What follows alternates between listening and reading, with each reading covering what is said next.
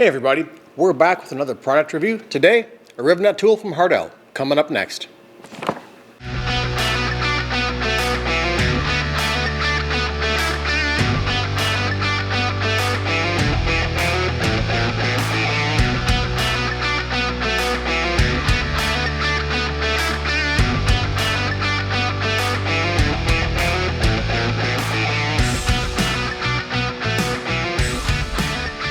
That's right, another tool review Tuesday coming at you, and today a Rivnut tool from Hardell. Let's take it out of the box and see what's inside. Got some easy to follow instructions right here on the back of the box.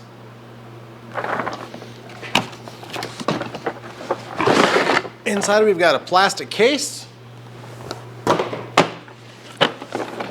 with a bunch of parts inside. Let's go over to the workbench and see what we've got. Like I said, we've got a nice hard shell plastic case here. We've got our different size mandrels to go from M6 up to M10, and then 10 by 24, quarter inch, 5/16, and 3/8. More instructions inside, how to use it, change out the heads. Pretty simple. We have a couple of bags full of the inserts, and of course, our tool. Now you may be asking yourself, Tim, what's a Rivnut tool and why do I need one? Well, there are plenty of uses. Let's say you've got a fastener right now that is stripped out and you need to make sure things stay attached. Well, you can use this tool to do just that. Maybe you're fabricating a dashboard for a project you're working on, you know, side by side, like behind me, automotive uses, fenders, whatever you're trying to do, just to hold things together where you don't necessarily want to use like a self-tapping screw, or you can't weld, whatever the case may be. This is why you want a Rivnut tool. So we're gonna do an example with the Cushman. One of the dashboard controls, the shifter, 2 of the 4 screws that hold it into the dashboard are missing, so a great candidate to replace those screws with some Rivnuts. We're going to use 1/4 inch hardware for that, and I've run out to the home store and picked up some stainless hardware so I don't have any rust or more rust forming on this thing. And it's pretty easy to use, I think. I've never used one. I've seen them used, so we're just kind of go through this together here. First off, we need to put the right mandrel in here, and right now there's, I believe, an M8 in here, and we're using 1/4 inch hardware, so pretty easy. This just unscrews, nose piece comes off, and then mandrel itself slides in, looks like this. If you can focus on the tool and not me. No, maybe. There we go. That slides into the tool. So let's grab our 1/4 inch.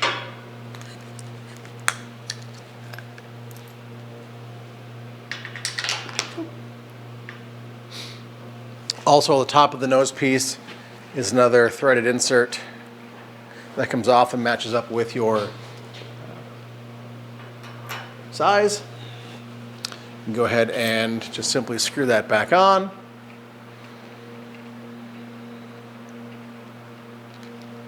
If my fingers worked. And they actually say right on the top too what size. So here we've got 1/4 inch. Again, if it'll focus on the tool and not my ugly mug. Maybe. Come on, camera. Try this. Nope. Well, we tried. There we go. 1/4 inch.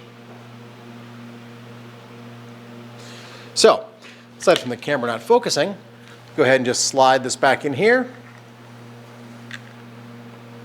Fit our nose piece over the top, thread it back on, and away we go. Now, let's go take a look at the Cushman. So our part here in question is the gear select lever. Go ahead and unscrew our current 2 of 4 screws.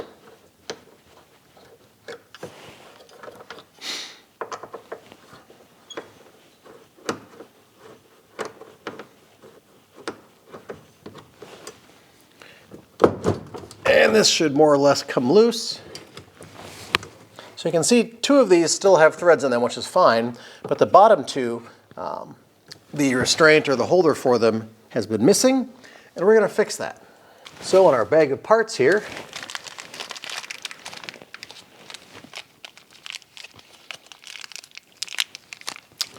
I grab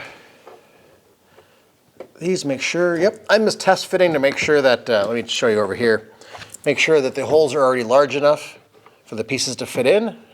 So what we're going to do, open up our handle here, go ahead and thread our insert on, place it into our hole, and then pull these tight.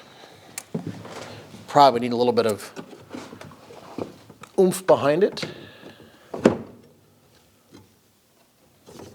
If we do this, that should work. Now we can use the threaded handle on the end to pull out. And here we have a nice tight, bring the camera over here and show you in just a second. Let's go ahead and set the other one in here, redo it a second time. Again, we open up our handles, thread it on, find our location, give it a squeeze, then we can use this to back the mandrel out.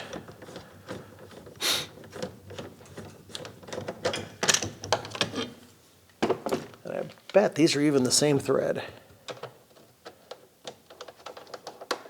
They are, those were 1/4 inch threads too. Unfortunately, the other two screws are missing. Let me bring you in here real quick, we'll take a look at this. So, as we can see in here, we've got, this is threaded in, it is secure, one on either side. Now we can go ahead, let's put everything back where it should be, and put our hardware back in. Okay, let's go ahead and put our two existing screws back in the top. And then we'll get these started before we snug everything up.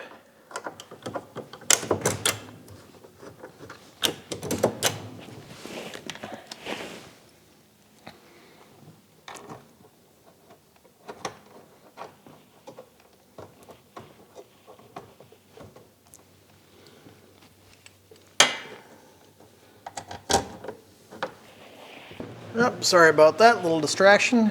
Upside of working in the garage in cold months. Snacks are a lot closer, downside, interruptions now and then. Anyways, get these tightened back up.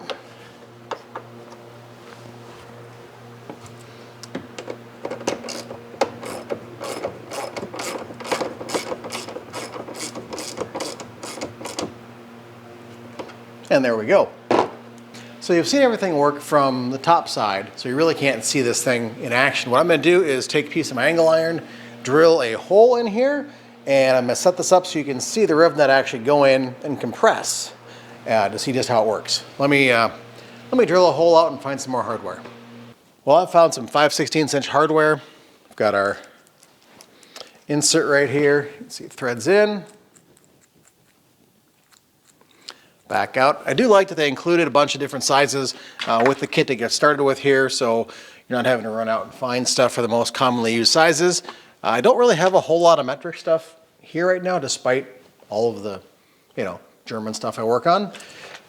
But we've gone ahead, swapped out our 1/4 inch for the 5/16, and I'm going to go ahead and drill a hole in my angle iron, and after I'm done making noise, we'll come show you how it works. We've gone and drilled ourselves a hole, and depending on the size of the insert you're using, be careful of the size drill bit you are using in your drill so you don't make it too large and the insert won't hold. In this case, barely fits in there, we're pretty good. Let's go ahead and grab our tool. Open her up again here. Throw our insert, thread it down all the way.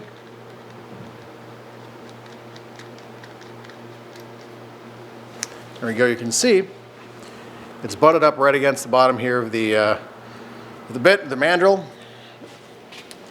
Go ahead, set it in, Now, if I had a third hand, yeah, I don't because the vise is in the shop, go ahead and compress these. There we go, look at that leverage.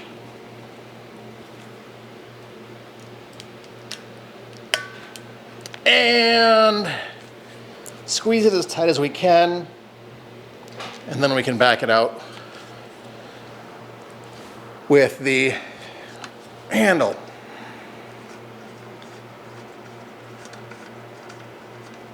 Depending on how thick your material is you're putting it into, will kind of determine how tight you can close the tool here. But in our case, we're in. Go ahead and take our 5/16, we can take our 5/16 inch hardware, thread it in, and there we go. Fix it with a washer, lock washer, red Loctite for your next friend, whatever you want to use to hold that in place securely. But you can see it is in place. There we go. And there it's in place. Now I was digging for some hardware, and I did end up finding a M6 chunk of hardware for the X5. So it's almost that time of year to hit a deer again, so may as well make sure I've got enough hardware to fix it again when I hit a deer again. So in this case, we're going to just run it into one of the plastic bits that holds on trim, like your front fenders, whatever the case may be, depending on your vehicle. I'm sure you've got something similar. So in my case, this piece holds this bolts to the inner fender, or the inner frame rail, core support area, and then the front fender and bumper tie in here. Your headlight attaches here. And yeah, it broke. I fixed it, but I ended up buying another one anyways. Beside the point, we're gonna go ahead and just replace, mock up where we would normally put in a proper BMW factory fitting with a riv nut. So let's find a drill bit. We've got actually found an M6 bolt, holds the headlights in. We'll find a drill bit for the insert. All right. Again, we'll take our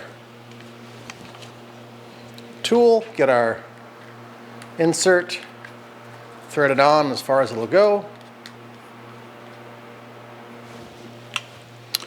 Grab our material, set it in, and squeeze.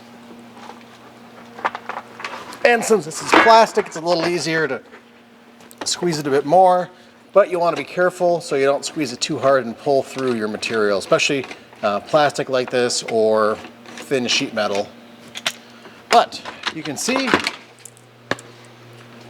one riv nut securely installed. And then we can take our headlight fastener. My hand would get out of the way. And thread it right in.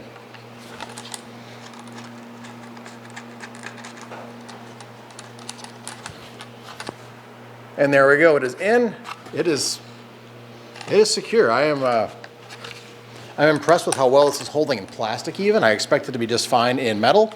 But plastic, sometimes it depends. And this is holding in there pretty good and solid. So I'm going to call that a win. Well, there's a quick review for the Hardell Rivnut installation tool. I had planned to use this on the abandoned RV project, but it is currently winter, and the last few days it has been well below zero. I think last night and this morning was 20 below zero Fahrenheit. So I'm not going outside. So I definitely had to find something practical to use it on indoors where it's warmer, and the Cushman had a great real-life example to replace some failed hardware. So good use there. And also a couple examples just showing you through the material how they install using both the Metric and SAE tools included. So I'm going to drop a link to this in the description below. You can also pick it up in my Amazon store. Hope you've enjoyed watching this. And again, if you haven't yet, hit subscribe below. Turn on the notifications. We do have Usually Tuesdays are our tool review days, and Saturdays are our main content for our restoration projects. So thanks for watching, and we'll see you real soon. Bye-bye.